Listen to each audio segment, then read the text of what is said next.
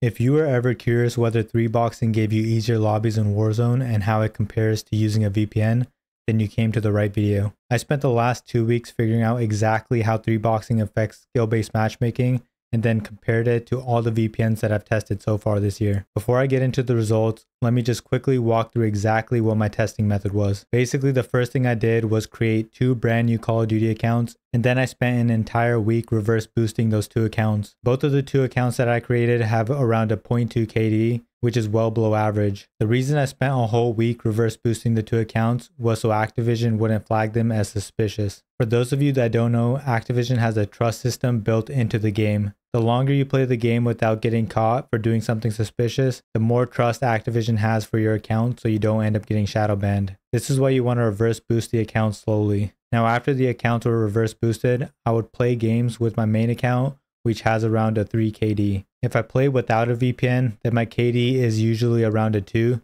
but with the VPN I can usually average over a 4, depending on which VPN I use. So after reverse boosting, what I would do is join those accounts with my main account. I would then hop into a quads match without Phil turned on, so I didn't have some random teammate. And then when the match started up, I would just back out of the game with both of the reverse boosted accounts and play solo quads in that lobby with my main account. I played 2 games every single day doing this method for 7 days in a row. I kept track of all my eliminations and deaths, which I'll show you guys in a minute. And at the end of the 7 days, I calculated my KD ratio and compared it to my normal KD as well as my KD when I play with a VPN. Before I jump into the results, I would appreciate it if you guys hit the like button to help out my channel, especially if you enjoy me doing this kind of research and testing for you guys. I have plenty of other testing videos coming out for other ball lobby methods as well, so feel free to subscribe if that sounds interesting to you. But now let's go ahead and jump into the results. First, I want to show you what my baseline KD is when I play normally without 2boxing, 3boxing, or using a VPN.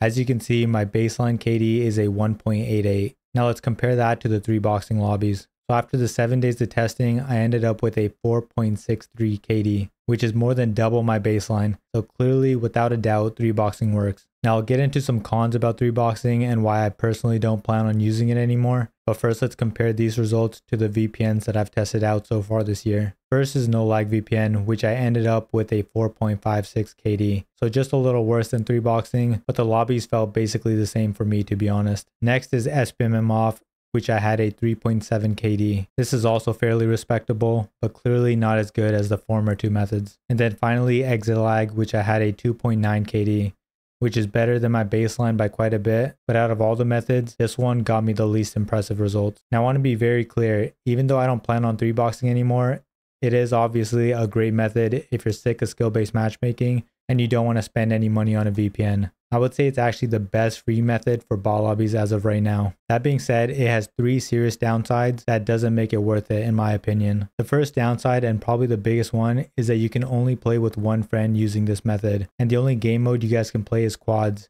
since the 2 reverse boosted accounts take up 1 squad position each. The second downside is that it's a huge hassle to constantly have to join and leave games with the bot accounts. Every time you join a match, you have to leave in the pregame lobby with the 2 reverse boosted accounts, and then after the match is over, you have to join back up with the 2 accounts, which can get very annoying very quickly. And then the last downside is that it can be impossible to 3box unless you can make 3 separate accounts. So if you're on console and you don't have a PC to play on, then you would have to have 3 consoles in total just to have all the accounts running at the same time. It's a little easier on PC because you can just make 1 Steam account, 1 Battle.net, and then an Xbox Game Pass or something similar. The way that I did it was my main account was on Battle.net, and then I had 1 account on Steam, and the last account was on my PS5. Now if you don't mind all these cons, then more power to you. Enjoy the easier lobbies. Personally, I'm going to stick with No Lag VPN for now since it's cheap, simple to use.